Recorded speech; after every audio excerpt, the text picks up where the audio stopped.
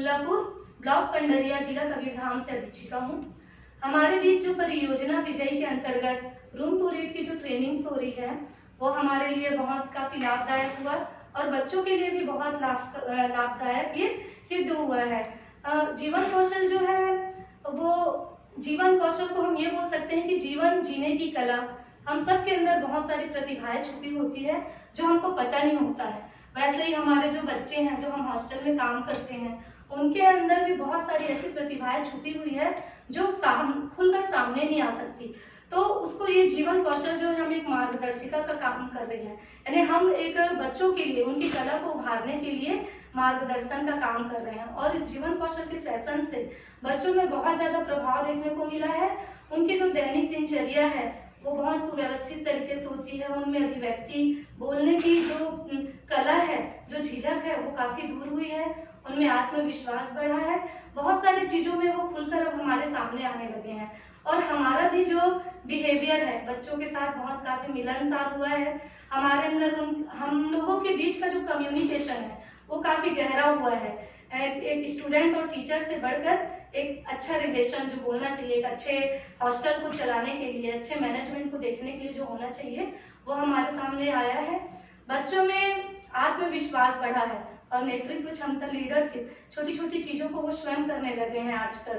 उनको बोलना नहीं पड़ता, खुद से ग्रुप में, समूह में कार्य करना, ये सारी चीजें जो है बच्चों के अंदर बहुत प्रभाव किया है।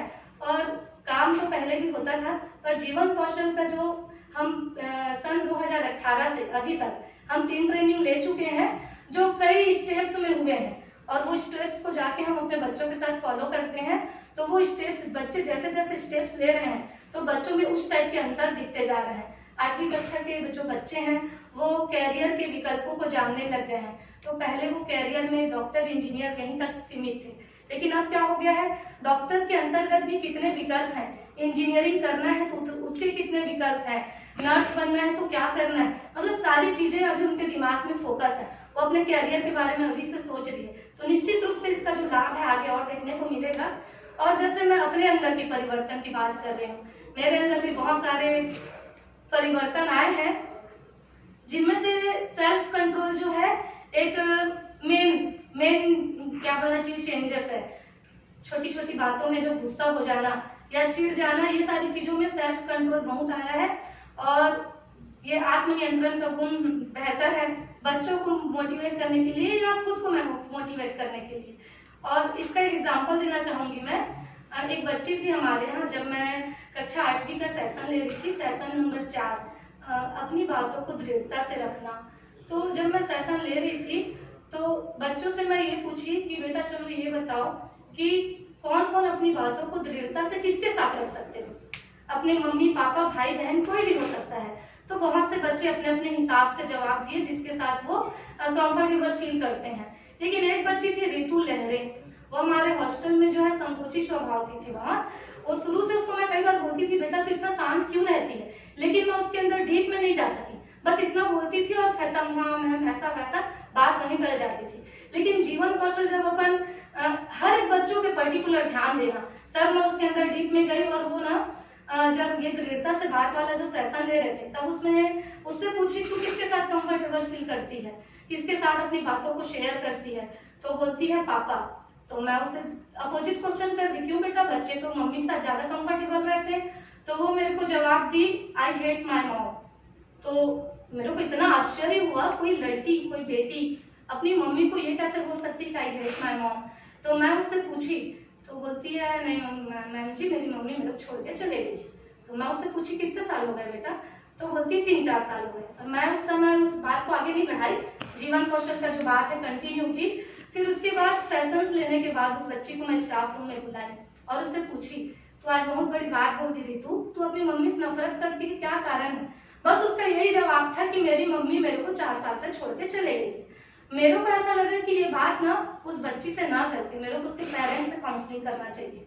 मैं भैया को 2 दिन बाद बुलाई, फोन की कि मेरे को जरूरी काम है आप आइए करके। तो आए थे वो, उन लोग ना पंडरिया ब्लॉक के पलान सरी गाँव के हैं। तो वो बच्चे के पेरेंट्स मेरे से आए और मैं उसको बताई कि ऐसा ऐसा सब हुआ है और ये लड़की बोलती है मैं अपने मम्मी से नफरत करती हूँ, बात क्या है आप बताओ करके। तो वो बोलती, उसके पेरेंट्स बताए कुछ बात नहीं है मैडम, वो के चले गई है। तो मैं पूछी कारण बताओ क्यों छोड़ के गई? तो बताया कि उसको मिर्गी का बीमारी आता था। तो मैं बोली देखो मिर्गी का बीमारी आता था और मैं उसको उसके मायके छोड़ दिया हूँ। इलाज में पूछी इलाज वगैरह कराया कि नहीं? तो बोलते हैं ना इलाज हुआ मैडम, बहुत इलाज कराया, थक गया तो मायके छोड़ दिया। तो उस चीज को मैं मतलब वो जो पेरेंट्स है अपनी बच्ची को ये बताया कि तुम्हारी मम्मी तुमको छोड़कर चले गई, पर वो मेन मुद्दा को नहीं बताया कि ऐसा ऐसा प्रॉब्लम है जिसके कारण मैं उसको छोड़ के आया हूँ। तो ये सारी चीजें फिर धीरे से मैं बच्ची को समय दी, जाओ तुम अपनी मम्मी से मिलो। उसके पेरेंट्स से रिक्वेस्ट की कि इसको कम से कम मैं छुट्टी दे रही हूँ, 1 हफ्ता तो अपनी मम्मी के पास भेजो मामा गाँव। वो बच्ची जब मैं अपने मामा गाँव गई, बढ़िया वहाँ अपनी मम्मी के साथ 1 हफ्ते रही। और उसके बाद जब उसके पापा छोड़ने आए, 8 दिन का छुट्टी दी थी, वो 15 दिन बाद आई और मेरे को फोन भी की थी वहां से कि मैं बहुत अच्छी हूँ मैम जी, आप लोग कैसे हैं करके। तो मैं उसको पूछी भी थी तुम्हारी मम्मी के साथ तुमको कैसा लग रहा है करके, तो बताई कि अच्छा लग रहा है करके। उसके बाद आई ना, तो उसके बाद का जो चेंजेस था इतना, मतलब उस लड़की के अंदर जो एक चंचलता जो 8वीं स्तर तक के बच्चों में होनी चाहिए, वो चंचलता मेरे को इतनी अच्छी लगी। और वो बच्ची पढ़ाई में बहुत अच्छी, और हमारे पूरे 8वीं में 95% रिजल्ट के साथ पूरे संकुल में टॉप की है। और अभी वो 9वीं कक्षा में बेमेतरा के लायंस स्कूल में पढ़ रही है। तो ये उस बच्ची के लिए एक सफलता की कहानी हो गई। तो ये चीज मेरे को जीवन कौशल से देखने मिला। हो सकता है अगर ये क्लासेस या ट्रेनिंग मैं नहीं लेती, शायद उसके अंदर डीप में मैं नहीं जाती। तो ये सारा चीज मैं जीवन कौशल के लिए इसको प्रोजेक्ट विजय की पूरी टीम, रूम टू रीड की पूरी टीम और हमारे जिले के हमारा शिक्षा विभाग, इनको पूरा धन्यवाद देना चाहती हूँ जो हमको ऐसा ट्रेनिंग्स दिए। और इस ट्रेनिंग का लाभ मैं ये चाहती हूँ कि 6वीं से 8वीं तक के बच्चों में तो ये हो ही रहा है, ये 9वीं से 12वीं तक की बालिकाओं को और ज्यादा आवश्यकता है इसकी। तो ये जो है 9वीं से 12वीं की बालिकाएं और आश्रम शाला, कस्तूरबा गांधी आवासीय विद्यालय या पोर्टा कैबिन्स में ना होकर छत्तीसगढ़ के सभी कन्या स्कूलों में लागू हो, और हो सके तो बॉयज में भी जीवन कौशल की बहुत जरूरत है। तो ये लागू हो तो ये बहुत अच्छी बात है। सबको धन्यवाद।